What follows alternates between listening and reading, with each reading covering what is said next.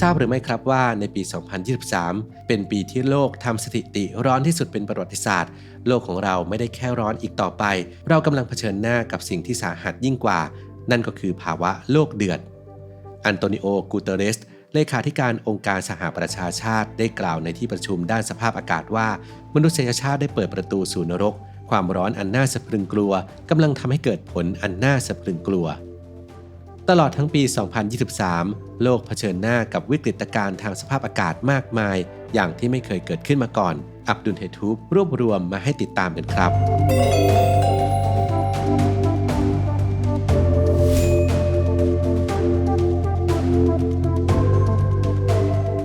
1. โลกร้อนที่สุดเท่าที่เคยมีมาหน่วยงานติดตามการเปลี่ยนแปลงสภาพภูมิอากาศของสหภาพยุโรปเปิดเผยเมื่อวันที่ 9 มกราคม ปี 2024 ว่า ปี 2023 เป็นปีที่โลกร้อนที่สุดในรอบกว่า 170 ปี นับตั้งแต่เริ่มมีการบันทึกข้อมูลในปี 1850 โดยอุณหภูมิเฉลี่ยของโลกนั้นสูงขึ้น 1.48 องศาเซลเซียสจากยุคก่อนปฏิวัติอุตสาหกรรมก่อนหน้านี้วันที่ 30 พฤศจิกายน ปี 2023 ในการประชุมว่าด้วยการเปลี่ยนแปลงสภาพภูมิอากาศแห่งสหประชาชาติครั้งที่ 28 หรือ COP28 องค์การอุตุนิยมวิทยาโลกได้เผยแพร่รายงานสถานะภูมิอากาศโลก State of Global Climate พบว่าอุณหภูมิเฉลี่ยในช่วง 10 เดือนแรกของปี 2023 นั้นสูงขึ้น 1.4 องศาเซลเซียสจากยุคก่อนปฏิวัติอุตสาหกรรมซึ่งตามข้อตกลงปารีสเมื่อปี 2015 ผู้นำโลกต่างสัญญาว่าจะหยุดยั้งไม่ให้โลกร้อนขึ้น 1.5 องศาเซลเซียสก่อนที่ศตวรรษที่ 21 จะสิ้นสุดลงในปี 2100 แต่นี่เพิ่งจะปี 2023 โลกก็ร้อนขึ้นถึง 1.4 องศาเซลเซียสแล้วนั่นหมายความว่าเป้าประสงค์ของข้อตกลงปารีสนอกจากจะไม่บรรลุผลแล้วอาจจะล้มเหลวเร็วกว่าที่เราคิด 2. คลื่นความร้อนรุนแรงทั่วโลกฆ่าชีวิตผู้คนคลื่นความร้อนคือปรากฏการณ์ที่พื้นที่บริเวณหนึ่งมีอุณหภูมิสูงสุดต่อวันนั้นสูงกว่าค่าเฉลี่ยปกติ 5 องศาเซลเซียสขึ้นไปติดต่อกันเป็นเวลาอย่างน้อย 5 วันวิกฤตโลกร้อนและปรากฏการณ์เอลนีโญทำให้ในปี 2023 นั้นทั่วโลกต่างเผชิญกับคลื่นความร้อนรุนแรงทวีปยุโรปถูกปกคลุมด้วยคลื่นความร้อนเรียกว่าเซอร์เบอรัสซึ่งเป็นชื่อของสุนัข3หัวที่คอยเฝ้าประตูนรกตามตำนานกรีกโรมันสถาบันสุขภาพยุโรปเผยข้อมูลที่น่าตกใจว่าในปี 2023 มีผู้เสียชีวิตจากอากาศร้อนมากกว่า 61,600 คนใน 35 ประเทศทั่วยุโรปตั้งแต่เดือนพฤษภาคมถึงเดือนกันยายนซึ่งเป็นช่วงที่อุณหภูมิสูงเกิน 40 องศาเซลเซียสถึงเกือบ 50 องศาเซลเซียสสภาพอากาศร้อนทำให้มีผู้เสียชีวิตจากโรคลมแดดและหลอดเลือดหัวใจมากขึ้นเช่นอิตาลีมีผู้เสียชีวิตราว 18,000 คนสเปน 11,000 คนและเยอรมนีอีกกว่า 8,100 คนวิกฤตคลื่นความร้อนยังกระทบการท่องเที่ยวของยุโรปหลังรัฐบาลอิตาลีประกาศเตือนภัยความร้อนระดับสีแดงใน 16 เมืองรวมถึงเมืองท่องเที่ยวอย่างกรุงโรมโบโลญญาและฟลอเรนซ์ส่วนที่ประเทศกรีซอุณหภูมิพุ่งสูงผิดปกติจนทางการสั่งปิดอะโครโพลิสสถานที่ท่องเที่ยวชื่อดังเป็นเวลาชั่วคราวส่วนในทวีปอเมริกาสถานที่ท่องเที่ยวชื่อดังในรัฐแคลิฟอร์เนียอย่างหุบเขามรณะหรือเดธวัลเลย์กลับเต็มไปด้วยนักท่องเที่ยวที่เดินทางมาลุ้นให้อุณหภูมิแตะระดับสูงสุดที่ป้ายวัดอุณหภูมิแสดงตัวเลขระหว่าง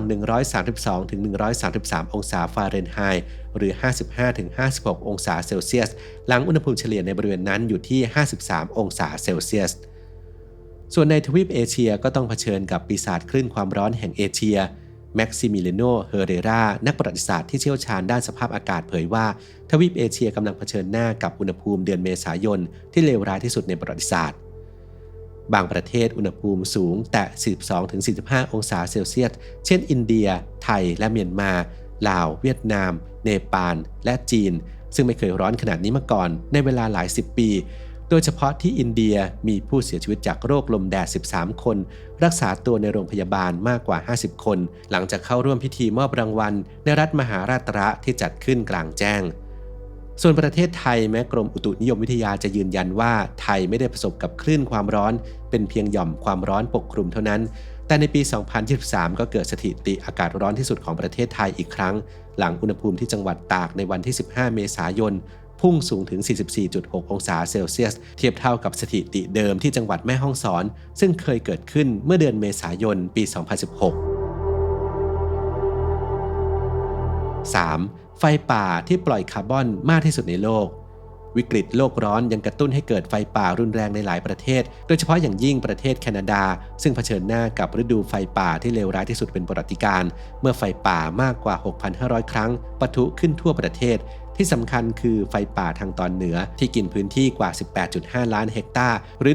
186,000 ตารางกิโลเมตรทำลายสถิติเดิมที่ 7.6 ล้านเฮกตาร์ในปี 1989พื้นที่ที่เกิดไฟป่าในแคนาดานั้นมีขนาดใหญ่กว่าประเทศโปรตุเกสทั้งประเทศราว 2 เท่าพื้นที่ป่าทางเหนือของแคนาดาคิดเป็น1 ใน 4ของป่าสมบูรณ์ที่เหลืออยู่ในโลกเป็นแหล่งที่อยู่อาศัยของสิ่งมีชีวิตเช่นกวางมูสหมีและนกจับคอนหรือนกที่เกาะตามกิ่งไม้ผลกระทบจากไฟป่าส่งผลให้มีนักดับเพลิงเสียชีวิต2 รายมีการอพยพพลเมือง 20,000 คนออกจากเยลโลว์ไนฟ์เมืองหลวงของดินแดน Northwest Territoryหน่วยงานติดตามการเปลี่ยนแปลงสภาพอากาศแห่งสหภาพยุโรปยังเปิดเผยด้วยว่าในช่วงครึ่งปีแรกของปี 2023 ไฟป่าแคนาดาปล่อยก๊าซคาร์บอนไดออกไซด์สูงถึง 160 ล้านตันนับเป็นปริมาณที่มากที่สุดตั้งแต่เริ่มเก็บข้อมูลในปี 2003 เป็นลางร้ายของวิกฤตสภาพภูมิอากาศเมื่อป่าทางตอนเหนืออันงดงามเป็นอันตรายต่อสภาพอากาศของโลกมากกว่าที่จะเป็นเกราะป้องกันไฟป่าแคนาดาที่เกิดขึ้นอย่างน้อย100ครั้งยังสร้างความรุนแรงให้เกิดเมฆพายุไฟหรือเมฆไพโรคิวมูโลนิมบัสพัดพาให้เศษขี้เถ้าลอยขึ้นไปและสามารถทำให้เกิดฟ้าผ่าที่ก่อให้เกิดไฟป่าตามมาอีกหลายครั้งเศษขี้เถ้ายังแผ่ขยายออกไปได้ไกลถึง320กิโลเมตรควันไฟป่ายังลอยปกคลุมหลายพื้นที่ทั้งแคนาดาและสหรัฐอเมริกาในเดือนมิถุนายนท้องฟ้าทั่วนครนิวยอร์กกลายเป็นสีส้มฝุ่นควันยังลอยข้ามมหาสมุทรแอตแลนติกไปถึงยุโรปทำให้คุณภาพอากาศเลวร้ายและจำนวนผู้ป่วยด้วยโรคทางเดินหายใจนั้นพุ่งสูงขึ้นประชาชนต้องกลับมาสวมหน้ากากอนามัยอีกครั้งหลังยุคโควิด 4. ทานน้ำแข็งละลายเพนกวินตายนับหมื่นผลกระทบจากภาวะโลกร้อนทำให้อุณหภูมิมหาสมุทรสูงขึ้นจนทำลายสถิติเดิมและทำให้น้ำแข็งขั้วโลกละลายมากกว่าการสร้างน้ำแข็งขึ้นมาใหม่ตามกลไกธรรมชาติทวีปแอนตาร์กติกาในขั้วโลกใต้ซึ่งปกติแล้ว 98% ของพื้นที่ปกคลุมด้วยแผ่นน้ำแข็งและยังคิดเป็นสัดส่วน 90% ของปริมาณน้ำแข็งทั้งหมดบนโลกนักวิทยาศาสตร์จากมหาวิทยาลัยลีดส์แห่งสหราชอาณาจักรเผยผลวิเคราะห์จากภาพถ่ายทางดาวเทียมกว่า 100,000 รูปพบว่าจนถึงปี 2021 แอนตาร์กติกาได้สูญเสียน้ำแข็งอย่างถาวรไปแล้วกว่า 7.5 ล้านล้านตันหรือราว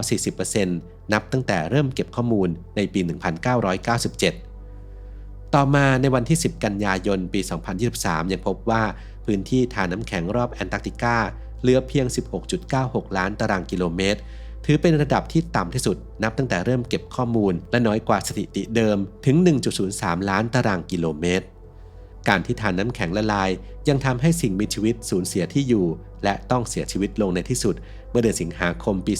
2023 ภาพถ่ายทางดาวเทียมเผยให้เห็นลูกเพนกวินจักรพรรดิมากกว่า 10,000 ตัวที่จมน้ำและหนาวตายเป็นผลมาจากแผ่นน้ำแข็งละลายเร็วกว่าปกติขณะที่สเปนสถาบันสิ่งแวดล้อมพิเรนิสแห่งสภาการวิจัยทางวิทยาศาสตร์สเปนพบว่าวิกฤตโลกร้อนที่ทำให้ทานน้ำแข็งอาเนโตซึ่งมีขนาดใหญ่ที่สุดในสเปนบนเทือกเขาพิเรนิสละลายอย่างรวดเร็วจนอาจไม่สามารถเรียกได้ว่าเป็นทานน้ำแข็งอีกต่อไปภายในเวลาไม่เกิน10 ปีและสถานการณ์เดียวกันนี้อาจเกิดขึ้นกับเทือกเขาแอลป์ในอีกไม่กี่10 ปีข้างหน้าที่สวิตเซอร์แลนด์องค์กรที่ติดตามทานน้ำแข็ง Swiss Glacier Monitoring Network หรือ GLAMOS พบว่าภายในเวลา 2 ปีคือตั้งแต่ปี 2022 ถึง 2023 ทานน้ำแข็งในสวิตเซอร์แลนด์ละลายไปประมาณ 10% ซึ่งเทียบเท่ากับปริมาณการละลายของทานน้ำแข็งในอดีตรวมกันถึง 30 ปี คือตั้งแต่ปี 1960 ถึงปี 1990 5. ผู้ผลิตน้ำมันรายใหญ่ไม่ยอมลดการใช้เชื้อเพลิงฟอสซิลที่ผ่านมามาตรการลดโลกร้อนที่เห็นผลเร็วมากที่สุดก็คือการลดการใช้เชื้อเพลิงฟอสซิลที่ก่อก๊าซเรือนกระจกจำนวนมหาศาลเช่นน้ำมันก๊าซธรรมชาติและถ่านหินแต่ในการประชุม COP28 ที่จัดขึ้นเมื่อ 30 พฤศจิกายนที่นครดูไบ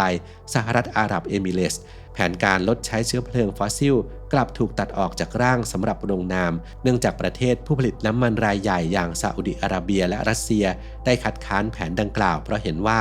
ควรลดการปล่อยก๊าซเรือนกระจกด้วยการใช้เทคโนโลยีดักจับคาร์บอนมากกว่าในขณะที่ประเทศหมู่เกาะขนาดเล็กซึ่งได้รับผลกระทบจากวิกฤตโลกร้อนมากที่สุดนั้นพวกเขาก็ไม่ยอมลงนามในเอกสารที่ไร้แผนการลดใช้เชื้อเพลิงฟอสซิลเช่นกัน